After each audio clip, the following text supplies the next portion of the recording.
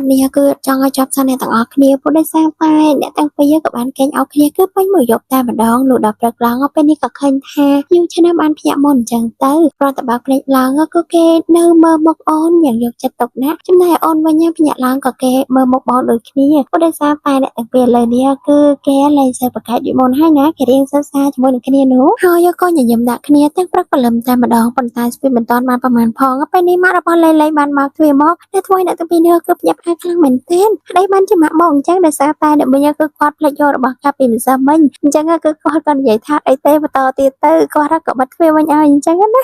លោកមកដល់កន្លែងធ្វើការពេលនេះលោកប្រធានរបស់យើងនេះគេក៏បានឲ្យប្រាក់ថ្លៃដែលយើងបញ្ចប់គម្រោងនោះបានទៅជោគជ័យអញ្ចឹងទៅយកទៅចែកគ្នាយើងទៅណាហើយឥឡូវនេះអ្នកទៅពេលគឺនិយាយនៅរៀងអៀនគ្នាអីចឹងទៅសូម្បីតែស៊ឺលៃពេលនេះដើរទៅបោកនេះបោកនោះបងវិញបារម្ភពីអូនខ្លាំងមែនតើគេក៏និយាយថាមិនអីទេគេក៏បានដើរចេញទៅក្រៅទៅធ្វើការរហូតដល់ពេលថ្ងៃត្រង់ពេលនេះកូនប្រុសរបស់យើងគេរៀបចេញទៅរកអីញ៉ាំអញ្ចឹងទៅប៉ុន្តែស៊ឺលៃគេក៏បានយកអាហារថ្ងៃត្រង់ដែលគេធ្វើមកដល់ផ្ទាល់ដៃយកមកឲ្យកូនប្រុសអញ្ចឹងទៅដោយសារតែកុំឲ្យគេពិបាកចេញទៅក្រៅណាថែមទាំងអាហារនេះគឺស៊ឺលៃគេធ្វើជាលើកដំបូងទេផងអញ្ចឹងហើយរឿងអីដែលថាយូរឆ្នាំមិនទទួលញ៉ាំនោះដូច្នេះហើយបានតែប៉ុណ្្នឹងទេញញឹមបាត់បង់ចិត្តទេណាបន្តពីញ៉ាំហើយពេលនេះគេក៏បានយកប្រអប់ដែលគេលាងរួចរាល់យកឲ្យស៊ឺលៃវិញទេផងដើម្បីបញ្ជាក់ដឹងថាគឺគេបានញ៉ាំអស់ហើយណាថែមទាំងពេលនឹងដែរអ្នកទាំងពីរក៏និយាយគ្នាឡើងសតុនតែម្ដងហើយធ្វើឲ្យអ្នកទាំងពីរនៅកន្លែងធ្វើការនោះគឺកំពុងតែឆ្ងល់ហើយអ្នកទាំងពីរឥឡូវនេះដូចជារៀងចម្លែកណានិយាយគ្នាដូចជាត្រូវរើគ្នាមិនឆ្លោះគ្នាដូចប្រមុននោះទេដែលធ្វើឲ្យបងចេញពេលនេះក៏និយាយថាប្រហែលជាចង្វាយរបស់យើងមិនតប្រកក្តីវិញទេទៅនោះតែបងស្រីឈិនមើលដឹង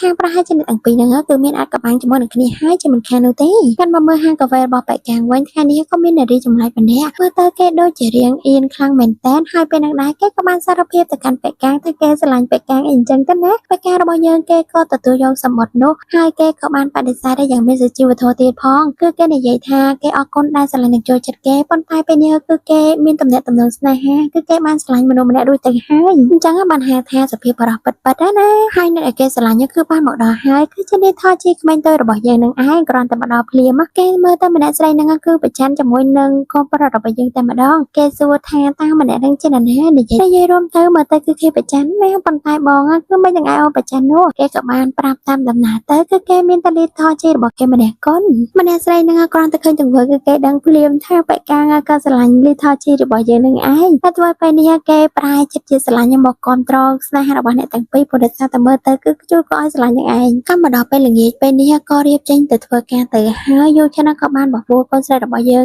ដើរទៅផ្ទះជាមួយនឹងគ្នាប៉ុន្តែពេលហ្នឹងក៏ចាំអីបងស្រីឈិនមកដល់แล้วណាយ៉ាងហើយធ្វើឲ្យអ្នកទាំងពីរឡើងបបែកគ្នាតែម្ដងព្រោះដោយសារតែខ្លាចបងស្រីឈិនចាប់បានពីតំណែងតំណងរបស់ពួកគេអញ្ចឹងទៅគឺសិល័យរបស់យើងគឺគេអត់តន់ទៅទេឲ្យយូឆ្នាំដើរទៅមុនវិញណាតែក៏មិនចាំបាច់ប្រឹងលាក់ដែរមើលទៅកាន់កសែភ្នែករបស់បងស្រីឈិនហ្នឹងគឺគាត់អាចមើលដឹងបានតែហើយយូឆ្នាំដើរមកផ្ទះដោយសប្បាយរីករាយប៉ុន្តែពេលហ្នឹងក៏ឃើញថាគេដើរកាន់ហាងកាហ្វេរបស់ប៉ែកាំងស្រាប់តែឃើញថាអ្នកទាំងពីរកំពុងតែថើបគ្នាគឺពួកគេមានតំណែងតំណងជាមួយគ្នាបើចំហអីអញ្ចឹងទៅណាតែដល់ពេលហ្នឹងប៉ែកាំងគឺអត់តន់បានប្រាប់យូឆ្នាំទេយូឆ្នាំគ្រាន់តែឃើញបែបនេះគឺគេមានអារម្មណ៍ថាខឹងតែម្ដងក៏ចាំពេលដែលកូនស្រីរបស់យើងមកដល់ដែរដោយសារតែគេក៏អត់តន់បានប្រាប់ពីតំណែងតំណងរបស់យូឈីជាមួយនឹងប៉ែកាំងហើយណាមួយយូឈីគឺស្ថិតនៅក្នុងក្រុមហ៊ុនរបស់យូឈិនអញ្ចឹងហើយនៅពេលដែលអាជីពរបស់យើងមានតំណែងតំណងនោះវាខុសច្បាប់ single root របស់គេអញ្ចឹងណាទោះបីជាពេលនេះស៊ឺលៃចង់បកស្រាយនិយាយប្រាប់គេយ៉ាងណាក៏គេមិនស្ដាប់ដែរគឺគេថែមទាំងខឹងស៊ឺលៃទៀតផងដែលធ្វើរឿងគ្រប់យ៉ាងលាក់បាំងមិនឲ្យគេដឹងអញ្ចឹងណាមិនដឹងថាឯងមានអ្វីដែលត្រូវលាក់បាំងជាមួយនឹងខ្ញុំទៀតទេព្រោះសំបីតាលបងចេញហើយនៅបងស្រីឈិនក៏គេមានតំណែងតំណងវ៉ាងចំហនៅក្នុងក្រុមហ៊ុនដែរដោយមិនគោរពច្បាប់ single root របស់គេទៀតផងសំបីតាស៊ឺលៃរបស់យើងក៏គេមិនគោរពច្បាប់នឹងដែរដោយសារតែក្នុងចិត្តរបស់គេកំពុងតែគិតពេលវេលាកន្លងតែគេមានចំពោះយូឈិនដោយសារតែទាំងអស់នេះគឺជាការស្រឡាញ់ដែលគេមានចំពោះយូឈិនអញ្ចឹងណាតែគេមិនហ៊ាននិយាយនោះទេព្រោះអ្វីដែលគេកំពុងតែគិតពេលនេះបើសិនជាយូឈិនបានដឹងពីចិត្តរបស់គេប្រហែលជាយូឈិនមិនទទួលស្គាល់ស្រឡាញ់គេហើយក៏ខឹងជាមួយនឹងគេទៀតផងមើលទៅនោះចំណែកអាយុឈិនបែរជាគិតថាកូនស្រីរបស់យើងគឺគេស្រឡាញ់ម្នាក់ស្រីធ្វើការជាមួយនឹងប៉ែកាំងតែធ្វើពេលនេះគឺចំនួនរបស់អ្នកទាំងពីរគឺកាន់តែខ្លាំងហើយដោយសារតែការយកច្រឡំគ្នារវាងគ្នាទៅវិញទៅមកនេះតែធ្វើពេលនេះគឺគេឡើងអត់និយាយរកគ្នាតែម្ដងទៅដល់ផ្ទ តែវិញក៏បានរើបន្ទប់ចេញភ្លាមៗណាមិនមែនពិបាកចិត្តតែស៊ឺលេទេសំបីតែពេលនេះបេក្ការរបស់យើងក៏ពិបាកចិត្តដែរព្រោះតែគេបានឃើញថាយូឈិនបានឃើញពីទំនាក់ទំនងរបស់ពួកគេអ្វីដែលគេព្រួយបារម្ភនោះមិនមែនខ្លួនឯងនោះទេគឺគេព្រួយបារម្ភពីការងាររបស់ស៊ីឈីតែតែស៊ីឈីប្រហែលជាត្រូវកូនប្រុសរបស់យើងបញ្ឈប់ដោយសារតែខុសច្បាប់ជាមួយនឹងក្រុមហ៊ុនណាប៉ុន្តែស៊ីឈីកូនស្រីកតញ្ញូរបស់យើងនេះការងារគេមិនខ្លាចបាត់បង់នោះទេអ្វីដែលគេខ្លាចបាត់បង់គឺជាស្នេហាបេក្ការរបស់គេនឹងឯងអញ្ចឹងហើយដើម្បីកុំឲ្យបងពិបាកចិត្តដើម្បីឲ្យបងជឿចិត្តអញ្ចឹងទៅគេក៏បានស្វីតជាមួយនឹងគ្នាបន្តិចទៀតទៅហើយបើថាលើកនេះមិនមែនស្វីតធម្មតាទេណាស្វីតលក្ខណៈបែបខ្លាំងតែម្ដងសេជាក៏បានកេងការលើទ្រង់របស់បងទៀតផងដូច្នេះហើយនៅពេលដែលមកដល់កន្លែងធ្វើការពេលនេះកូនស្រីរបស់យើងក៏បានសួរទៅតើសេជានេះឯណាបងសេជាក៏បានប្រាប់ទៅសេជាកំពុងតែនៅក្នុងបន្ទប់របស់លោកប្រធានព្រោះកូនស្រីរបស់យើងគឺគេឡើងភ័យតែម្ដងព្រោះសត្វតែគេដឹងថាគឺនឹងមានអ្វីកាត់ឡើងចំពោះសេជាហើយមកទៅហើយក៏ពិតជាអញ្ចឹងមែនដោយសារតែសេជាពេលនេះគេបានមកដាក់ពាក្យសុំឈប់តែម្ដងណាដោយសារតែគេបានដឹងកំហុសរបស់គេនោះស៊ឺលេចូលមកដល់ហើយគេក៏និយាយថាឯងកំពុងតែធ្វើអីហ្នឹងសេជាអញឈ្មោះទេប៉ុន្តែពេលនេះអ្វីដែលគួរឲ្យចាប់អារម្មណ៍បំផុតនោះគឺពេលនេះលោកប្រធានរបស់យើងក៏បានហាយសម្បត្តិសុំឈប់របស់ស៊ីជីនឹងចោលតែម្ដងហើយគេក៏បានឲ្យអ្នកទាំងពីរគឺស្ងាត់ទៅរឿងនេះកុំឲ្យអ្នកណាបានដឹងក្រៅពីពួកយើងទាំងបីនេះឲ្យសោះគឺយើងឈឺណាស់មិនបានបញ្ឈប់ស៊ីជីទេពេលនេះគេក៏ឲ្យស៊ីជីបញ្ញាប់ទៅធ្វើការវិញទៅធ្វើឲ្យស៊ឺឡៃគឺឆ្ងល់ហើយហេតុអីពិបាកម្ល៉េះគ្រាន់តែបញ្ឈប់ច្បាប់នោះចោលទៅហេតុអីក៏មិនអាចប៉ុន្តែកូនប្រុសរបស់យើងគឺនៅតែរឹងតឹងគេមិនអាចដកច្បាប់នោះចេញបាននោះទេស៊ឺឡៃគេក៏បានស្រែកសម្លុតសួរទៅជីនយូឈិនហេតុអីបានជាអាចរញខ្លួនឯងឲ្យពិបាកយ៉ាងនេះឬអ្វីដែលមានបញ្ហាអ្វីអញនិយាយមកខ្ញុំនឹងជួយឯងប៉ុន្តែយូឈិនមិនស្ដាប់ទេថាទាំងពេលនេះគេក៏បានរុញស៊ឺឡៃឡើងបន្ទប់ចិញ្ចាំងតែម្ដងហើយថែមទាំងស្រែកដាក់ស៊ឺឡៃទៀតផងធ្វើឲ្យស៊ឺឡៃគឺគេពិតជាខកចិត្តណាស់គេក៏បានសួរទៅតើឯងពិតជាមិនធ្លាប់គិតពីទំនាក់ទំនងរបស់ពួកយើងទេតែមែនទេស៊ឺឡៃបានដើរចេញទៅទុកឲ្យយូឈិនរបស់យើងគឺនៅឈឺចាប់ឈឺចិត្តស្អិតត្រង់តែម្នាក់ឯងហើយពេលនេះស៊ឺឡៃរបស់យើងក៏ខឹងជាមួយនឹងយូឈិនខ្លាំងណាស់ដែរគឺគេមិនចង់និយាយគេមិនចង់មើលមុខយូឈិននោះទេគេក៏បានកិច្ចមកនៅក្នុងហាងកាហ្វេរបស់បេកាណាទោះបីជាពេលនេះយូឈិនមកក៏គេមិនចង់និយាយមិនចង់មើលមុខដែរក៏គេរត់កិច្ចចេញតែម្ដងប៉ុន្តែយូឈិនរបស់យើងគេក៏បានទៅតាមស៊ឺឡៃណាអង្គុយនៅចិត្តតុរបស់ស៊ឺឡៃរហូតស៊ឺឡៃក៏រៀបងើបដើរចេញប៉ុន្តែកូនប្រុសរបស់យើងក៏ចង់ទៅតាមដែរអញ្ចឹងទៅគឺមិនដែរចេញទេក៏អង្គុយនៅទីហ្នឹងតែម្ដងទៅតែធ្វើពេលនេះណាថ្មីកំពុងតែអង្គុយឆ្ងល់ហើយតាមមានរឿងអ្វីកើតឡើងពេលនឹងដែរបេកាំងមិនចង់ឲ្យមានសភាពការតាមតាំងពេកគេក៏សួរទៅតើឯងចង់ញ៉ាំអ្វីយូឈិន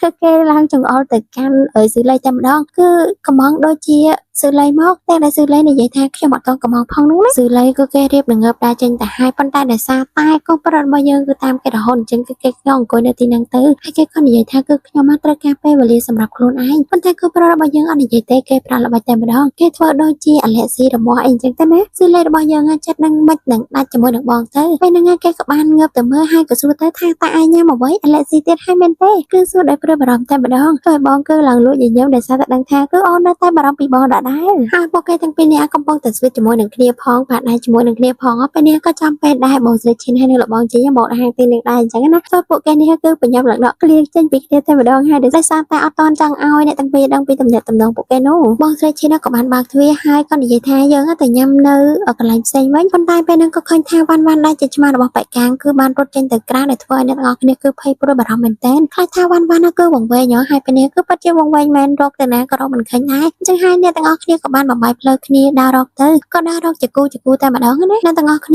ាប្រឹងដើររកហើយប៉ុន្តែរកពេលនេះក៏នៅតែមិនឃើញយូឈិនក៏បានសួរទៅតើលេលេរកឃើញឆ្មាវ៉ាន់ហើយឬនៅហើយនៅពេលនឹងដែរគេដើរដោយមិនប្រយ័ត្នធ្វើឲ្យឡានប៊ីសរៀបនឹងបុកទៅកាន់កូនប្រុសរបស់យើងទៅហើយប៉ុន្តែលេលេរបស់យើងនេះគឺគេបញ្ញាប់ស្ទុះហើយរុញបងទៅម្ខាងអញ្ចឹងណាតែធ្វើពេលនេះគឺអ្នកទាំងពីរឡើងបានដួលលើគ្នាតែម្ដងអញ្ចឹងបានថាស្ថានភាពគ្រោះថ្នាក់ក៏គេអាចស្វីតបានដែរដោយសារតែគេទូអាចដែលធ្វើពេលនេះការផ្ដាល់របស់អ្នកទាំងពីរក៏បានសម្លឹងទៅកាន់គ្នាទៅវិញទៅមកដោយការផ្ដេកយ៉ាងស្រទន់ស៊ឺឡៃគេក៏បានហុចដៃដើម្បីឲ្យយូឈិនទាញដៃរបស់គេឡើងមកអីអញ្ចឹងទៅណាក៏ស្របពេលដែលស៊ីឈីបានប្រាប់ថាពេលនេះគេរកបានឃើញហើយធ្វើឲ្យអ្នកទាំងពីរគឺឡើងធូរចិត្តតែម្ដងនៅពេលដែលមកដល់ហាងវិញពេលនេះស៊ឺឡៃក៏ឃើញថារបស់កុំប្រុសរបស់យើងប្រឡាក់នៅពេលដែលដួលមិញនេះគេក៏ជួយបោះអីអញ្ចឹងទៅណាតែធ្វើឲ្យពេលនេះអ្នកទាំងពីរដូចជាមានអារម្មណ៍ថាត្រូវគ្នាវិញហើយតែនេះធ្វើឲ្យម្នាក់ស្រីហ្នឹងគឺគេមើលដឹងហើយក៏គេនិយាយថាមានមកគូទៀតក៏ដូចជាម្ចាស់ហាងកាហ្វេហើយនឹងស៊ីឈីរបស់យើងអញ្ចឹងគឺ គឺគេសម្រាប់តែលើតំណែងរបស់យូឆិនហើយនឹងស៊ីឡីណាបើបង្ហាញច្បាស់អញ្ចឹងណាដែលថាមើលមិនដឹងនោះណា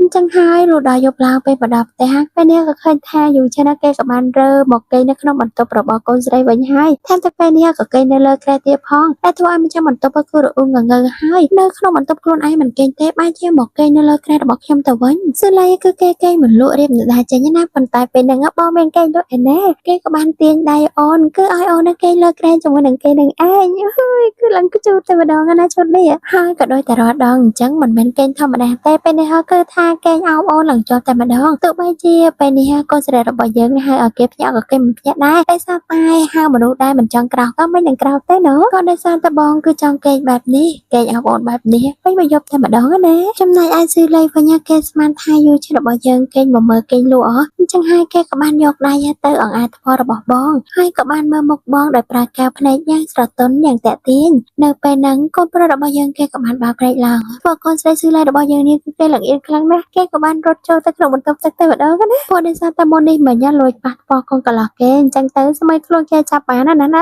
ថាមិនអៀននោះអញ្ចឹងហើយលុះដល់ព្រឹកស្អែកឡើងធ្វើឲ្យស៊ីឡីរបស់យើងគឺពិបាកចិត្តគិតខ្លាំងមែនតើអញ្ចឹងហើយគេក៏បានបង្ហើបរឿងរបស់គេប្រាប់ទៅកាន់លបងជីងទៅណាអាចក៏បានរបស់គេនោះគឺគេជាមនុស្សដែលស្រឡាញ់មនុស្សប្រុសដូចគ្នាអីចឹងទៅលបងជីងនឹងហើយគឺគេសំដកខ្លួនតែម្ដងគឺកុំស្រឡាញ់គេអីដោយសារតែគេគឺមានបងស្រីប៉ែឈៀនហើយស៊ឺឡៃបានលឺហើយគឺគេហុកចិត្តខ្លាំងមែនតើណាទោះបីជាគេស្រឡាញ់មនុស្សប្រុសដូចគ្នាក៏គេមិនស្រឡាញ់លបងជីងនឹងដែរតែនិយាយដល់ស្មោះត្រង់ទៅគឺពេលនេះស៊ឺឡៃចង់បានរបស់មានពីលបងជីងគឺគេចង់និយាយថាបើសិនជាយើងស្រឡាញ់នរណាម្នាក់តែយើងនឹងបង្ហាញប្រាប់គេបែបម៉េចអីអញ្ចឹងទៅណានិយាយចោះឡើងជាមួយនឹងលបងជីង